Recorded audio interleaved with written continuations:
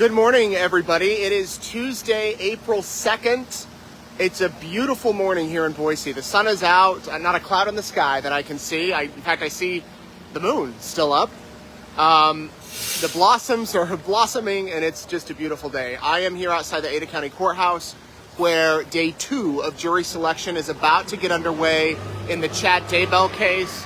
Of course, this is the case that a lot of us have been waiting for the past 4+ years. Let me tell you what happened yesterday.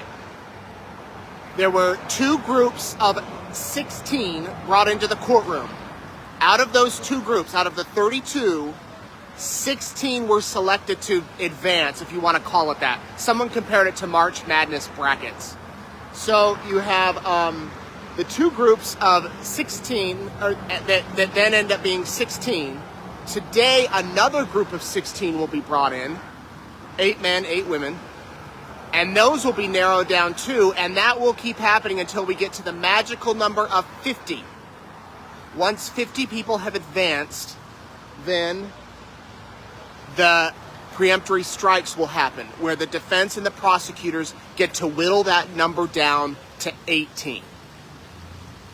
12 jurors and 6 alternates. So does that make sense? We're building up the pool to 50. It's then going to be whittled down to 18, and then the trial will start. Then there will be opening arguments. Then this thing will get underway. So that's where we're at today. Again, we have 16 that have been finalized. We know for sure that one group will be brought in this morning, and then it was unclear kind of what was going to happen, if another group will be brought in this afternoon, or if the attorneys and the judge were going to go through more questionnaires to assemble another group for tomorrow. Around 2,000 questionnaires were sent out to Ada County residents over the past few weeks. They filled out these questionnaires. It was a heavy questionnaire. When I say questionnaire, I'm not thinking 5-10 minutes. I'm 5-10 pages. I'm talking a lot of pages, 20-30 pages. I haven't seen a questionnaire, but that's kind of how it was. So then the questionnaires were dropped back off here at the courthouse by the jurors. The attorneys went through them. They said, all right, this person said that Chad Daybell is absolutely guilty. Toss him out. This person said they followed everything that Nate Eaton is reporting on the case. Toss him out. This person doesn't know anything about the case. We'll hold on to them. We'll call them back in. And that's exactly what they were doing. So court starts at 9 today. Jury selection starts at 9, a little bit later than 8:30. We will live stream it all day. Go to the eastidahonews.com YouTube page, or you can do it. You watch here on the on my page, or the East Idaho News page. So this is kind of the look. Not a lot of media here. A couple of photographers that are doing their jobs. The attorneys will be walking in shortly, but much quieter than Lori Vallow's trial. Also because the trial hasn't technically begun. I think once opening statements happen next week, that's when we'll see a little bit more action. Let me know where you're watching from. Looks like we have people from all over the place. Bulgaria. Wow, what time is it in Bulgaria? That's great to see that you're all here. So Chad Daybell yesterday was his normal, how he's been at all of the court hearings, kind of stoic, didn't show much emotion, just, was himself. He was wearing a blue shirt. We've only seen him in white dress shirts. He's wearing a blue shirt, khaki dress pants, chatted a little bit with his attorney, John Pryor, and that's, kind of how he was.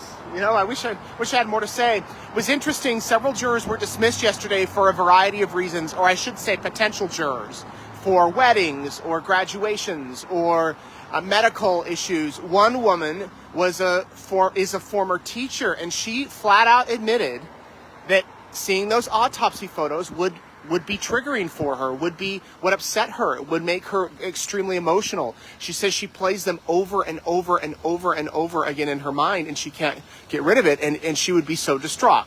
She was dismissed. And the prosecutors and the defense are constantly telling these potential jurors, be brutally honest. Be brutally honest. If don't hold back, just be honest with us. And that's what they want, and they want these potential jurors to remember that, this is someone's life on the line, and it's an important thing, and that's what's happening. Somebody's asking if family members are here. Larry and Kay Woodcock are not here. They will be here later this week. They had a family obligation. Vicky Hoban, Tammy Daybell's aunt, she was here yesterday, and I imagine she'll be back today.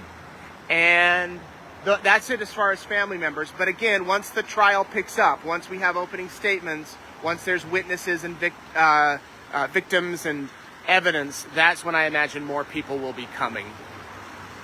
So I'm going to head inside. You know, this is the courthouse. The courtroom is right up there on the 4th floor. And we're going to start this live stream in just a minute to get you ready and geared up for it. It's fascinating. I'll tell you, last year when they did Lori Vallow's jury selection, we were in an overflow room in the courthouse watching it on a video screen. Much more fascinating to be in the actual courtroom. If you can't watch, I'm doing live updates, and I'll be on there. Someone asked if it's the same lawyer for the Lori Vallow. No, this is a completely different lawyer. This guy's name is John Pryor. She had an attorney named John Thomas and Jim Archibald. So different attorney, and they couldn't have the same lawyer because they were both charged with conspiracy. And it would be a conflict of interest to have the same attorney representing both of them. It is a death penalty case, so that's why jury selection is taking a bit longer. Although I will admit, we got 16 people advanced yesterday.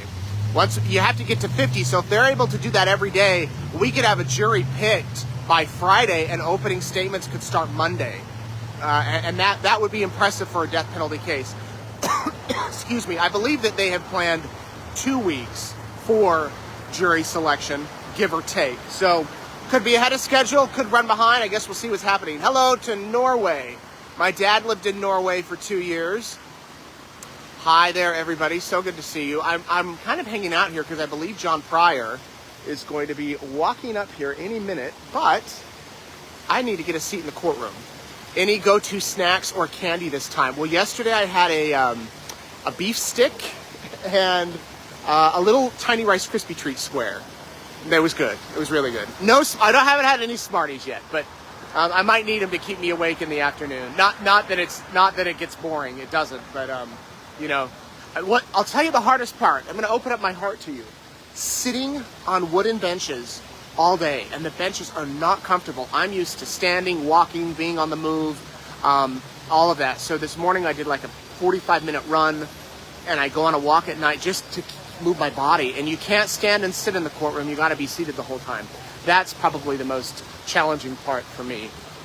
All right, well, thank you all so much for watching. We're going to switch over to the live feed here. You can pick it up. I can bring a cushion. I need to get a cushion. I'm going to see if the court has one that maybe I can use, and then my body will thank it.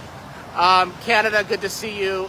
Thank you, everybody. Oh, tonight, Keith Morrison, Dateline, the original Keith Morrison.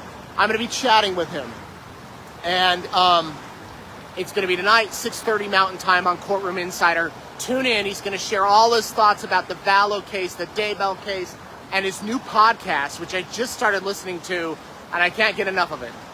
Keith Morrison. Let me know if you have any questions for Keith. We'll try to shoot him to him, and it should be a good show. Okay, I'm going to head inside. We'll see you later.